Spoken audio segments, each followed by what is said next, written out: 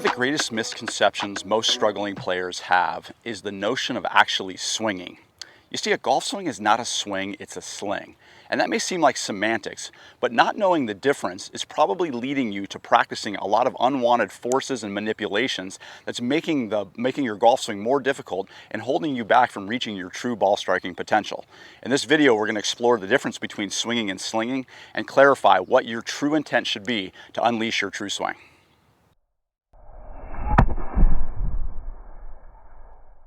Most golfers have the incorrect concept that they need to swing the club, that they need to do something to the golf club to make it swing. And this couldn't be further from the truth.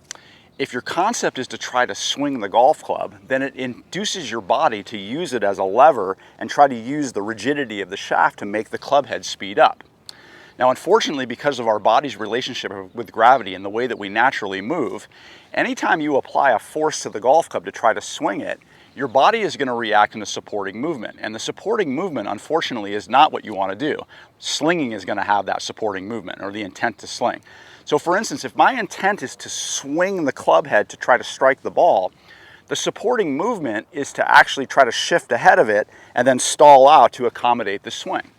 The force applied to the golf club actually makes the body move inward to its line of gravity, and it makes it more and more difficult. So that's why you see most players or most average or amateur golfers have a stall of the lower body and a flip of the golf club in that collapsed impact position.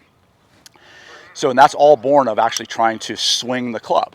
Now, if your intent is to sling the golf club, you have a completely different image. Slinging, its strict definition, is to extend the radius of rotation. So throwing is slinging. So pitchers in baseball are slinging the ball. Quarterbacks are slinging the football to the receiver. Tour pros are slinging the club head to collide with the ball.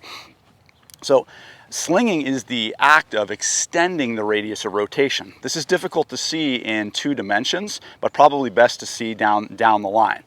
If I'm a swinger of the golf club and I'm trying to apply the force to swing the golf club, my body's supporting movement then is to stall and stand up to help make sure the club head strikes the golf ball. Okay?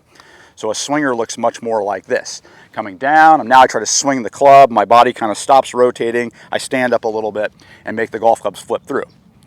A slinger of the golf club is extending the radius of rotation. So the club head is going to be the farthest part of your whole body's mechanism. So as it comes around, the club head is constantly falling and extending from your line of gravity.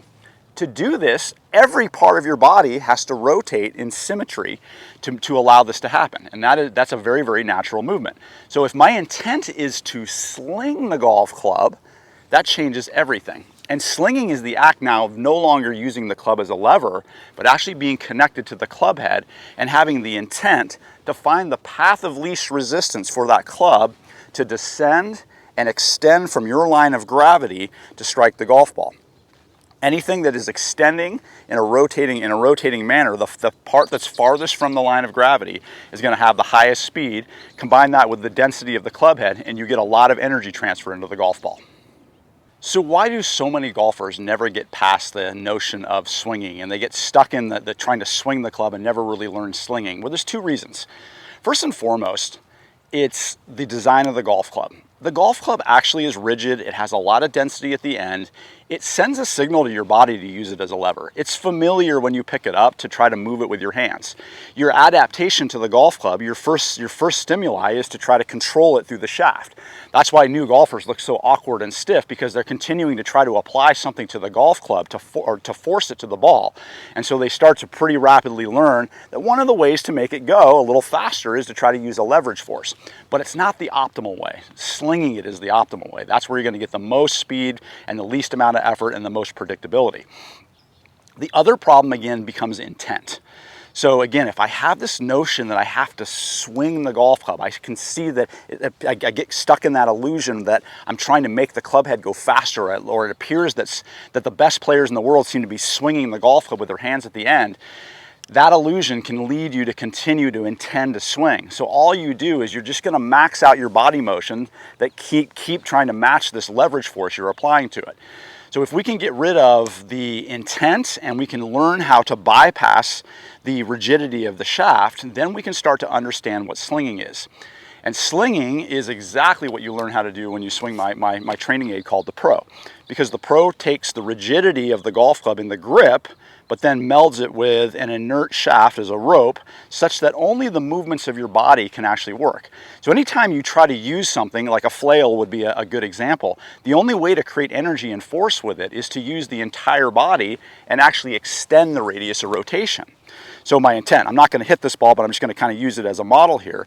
So I can't swing and hit this thing. It feels awkward. I don't feel like I have any control of it, because anytime I try to put a leverage force on the Pro, it actually angles and bends and it doesn't freely extend.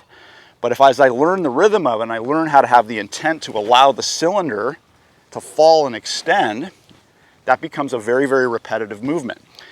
Not having the shaft actually sends the correct signals to your body to actually learn how to sling something. Once you can learn how to sling something, then it's a matter of bringing it back to the golf club. And so I have to now have the impression that, oh, putting these forces on the shaft are actually making it harder. I have to learn how to hold the golf club lighter. I have to manage the muscles in my arms and my shoulders to not try to put a force on it, and learn to allow my entire body to move with it and let that club basically trace the same thing that you would learn with the Pro with the cylinder to strike the golf ball. That creates a much more effortless movement, but it's very hard to break your swinging impulses until you really understand you're doing it and you have a means to actually make that correction. So the best solution to learning how to actually sling is to get my training aid here to the Pro, learn how to master the cue, which is actually to learn how to swing it and keep it straight. That actually trains your body to really behave in the act of slinging. Once you understand the intent correctly, then your natural practice will start to lead you in the right direction. Just like you learned how to throw a ball or ride a bike, it's no longer thinking about how to move the body. It's just simply the intent of slinging and letting your body get better and better at doing it. All right, hope you guys enjoyed that, and we'll see you all next time.